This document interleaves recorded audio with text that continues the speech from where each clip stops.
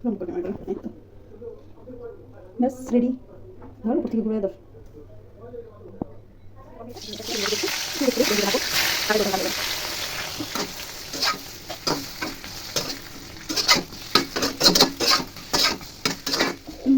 এখানে হচ্ছে আমি বেগুন কেটে নিয়েছি, বেগুন ভাজা করব।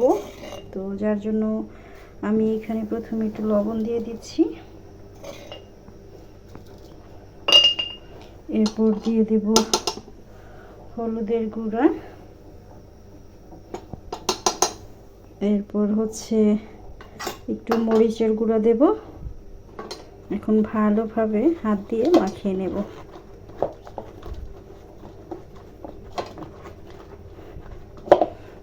সুন্দরভাবে মাখিয়ে 10 মিনিটের মতো জাস্ট একটু ম্যারিনেশন করে রাখবো। এতে করে হচ্ছে বেগুন ভাজাটা অনেক বেশি মজার হয় খেতে। আপনারা এইভাবে ট্রাই করে দেখতে পারেন, খুবই মজার হয় খেতে। এই তো হলুদ মরিচ লবণ মাখানো শেষ। এখন জাস্ট ম্যারিনেশন করে রাখবো। এখানে কিন্তু একটা বেগুন, অনেক বড় সাইজের একটা বেগুন, একটু পোকা ছিল, এটা আমি কেটে দিয়েছি। তো এটা ভাজবো পেঁয়াজ মরিচ ভাজা দিয়ে, তারপর বেগুনটাকে একটু সুন্দরভাবে মাখিয়ে নেব। আর এখানে হচ্ছে আমি একটু সাদা খিচুড়ি বসাইছি, মুগ ডাল আর হচ্ছে পোলাওয়ের চাল দিয়ে। এই খিচুড়িটা এত বেশি মজা হয় খেতে, তো এই খিচুড়িটা খেতে ইচ্ছে করছিল খুব করে। তো আমি হচ্ছে এটা বসিয়ে দিয়েছি। এটা হয়ে যাবে, গরম পানি দিয়ে বসিয়েছি, খুব বেশি সময় লাগবে না এটা হতে। জাস্ট একটু ঢাকনা দিয়ে আমি জাস্ট একটু ঢেকে দিচ্ছি। তো বেগুনটা কিন্তু 10 মিনিটের মতো ম্যারিনেশন করা শেষ। এখন হচ্ছে আমি চুলায় কড়াই বসাইছি, এটার মধ্যে হচ্ছে এখন রান্নার তেল দিয়ে দিচ্ছি। আমি বেগুনগুলোকে সুন্দরভাবে ভেজে নেব। তেলটা গরম হোক ভালো করে। তেলটা গরম হয়ে গেছে, এখন আমি একটা একটা করে বেগুনগুলোকে দিয়ে দিচ্ছি। একটু বেশি তেলেই বেগুনগুলোকে ভাজবো, তাড়াতাড়ি করে, তাহলে ভাজা হয়ে যাবে।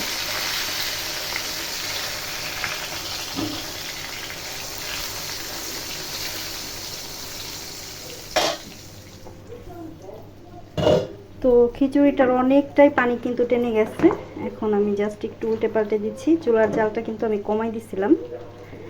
চুলার জালটা কমাই দিলে খুব ভালোভাবে একদম খিচুড়িটা সেদ্ধ হয়ে যাবে, মানে খুব ঝরঝরে হবে আর কি।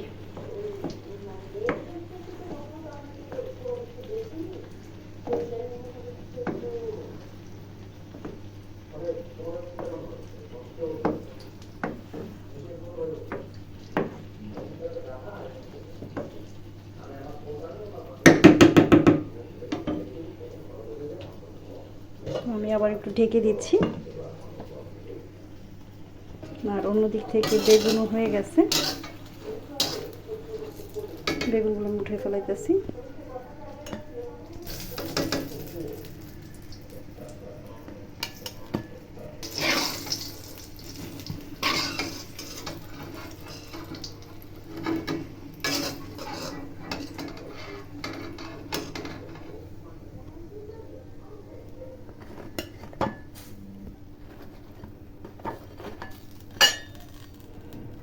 তো আবার বাকিগুলো ভেজে নিচ্ছি।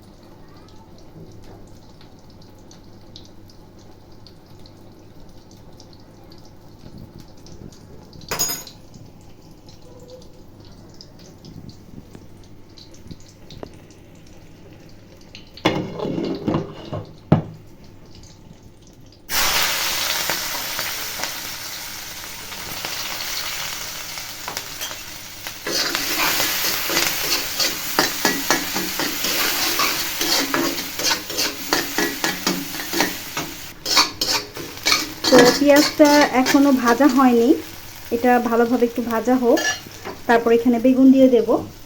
এখন হচ্ছে আমি এখানে টমেটো সালাডটা করে নিচ্ছি। এখানে হচ্ছে ডিম ফেটাই রাখছি, ডিম ভাজবো। টমেটো সালাডটাতে আমি কাঁচা মরিচ আর হচ্ছে পেঁয়াজ কুচি দিছি, এগুলো দিয়ে খুব ভালোভাবে একটু মাখাই নেব। ধনিয়া পাতা শেষ হয়ে গেছে, বাসায় ধনিয়া পাতাটা নাই। টমেটো সালাডটা কিন্তু অনেক ভালো লাগে খিচুড়ি, পোলাও এই টাইপের খাবারের সাথে। আমি তো এমনিতেও মাখায় খাই, আমার খুব ভালো লাগে। যাই হোক, এই তো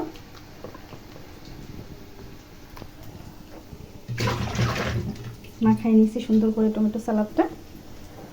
এর মাঝে পেঁয়াজটাও হচ্ছে আমার ভাজা হয়ে গেছে।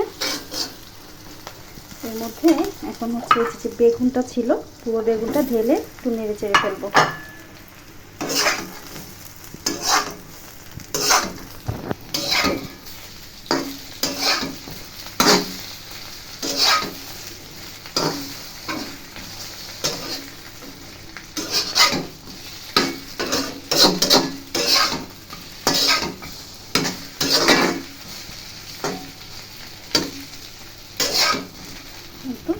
এভাবে বেগুন ভাজাও কিন্তু খুব ভালো লাগে, পেঁয়াজ কাঁচামরিচ কুচি দিয়ে। আর ওই যে বললাম ধনিয়া পাতা কুচি দিলে তো একদম সোনায় সোহাগা। তো ধনিয়া পাতা কুচি যেহেতু নাই, এভাবে করেই খাবো, এটাও খুব মজার হয়। তো এখন আমি এটাকে উঠিয়ে ফেলছি। এটার মধ্যে হচ্ছে আমি ডিমটা ভেজে নেব।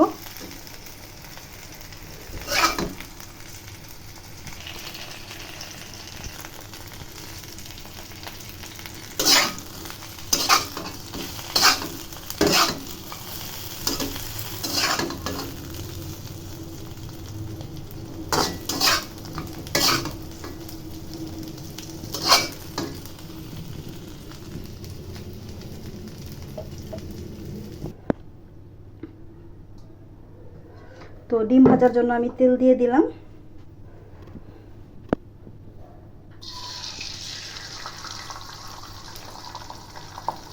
পুরোটা ডিম দিয়ে দিলাম একসাথে। এখানে আমি 2টা ডিম ফেটাই নিয়েছিলাম। তেলটা আর একটু গরম হলে ভালো হতো। যাই হোক, একটু ঢেকে দেই, ঢেকে দিলে ডিমটা তাড়াতাড়ি ফুলে উঠবে আর কি। চুলার জালটা একটু বাড়াই দিলাম। ডিমটা ভাজাও শেষ, কাইটা নিলাম ছোট ছোট টুকরো করে।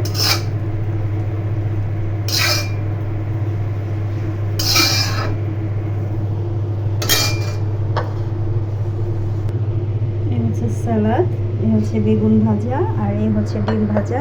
এটা হচ্ছে আমাদের রাতের খাবার, সাথেই হচ্ছে আমাদের সাদা খিচুড়ি। তো সব কিছু হচ্ছে আমি এখানে রেডি করে নিছি, এখন খাওয়ার পালা। এই তো এখানে হচ্ছে একটু আচার নিছি, জলপাইয়ের আচার। আর এখানে হচ্ছে শসা, লেবু, কাঁচামরিচ, পেঁয়াজ। আমার জন্য একটু বেড়ে নিচ্ছি।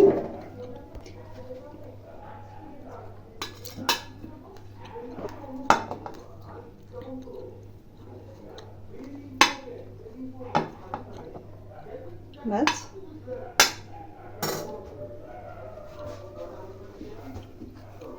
পুরোটাই নষ্ট।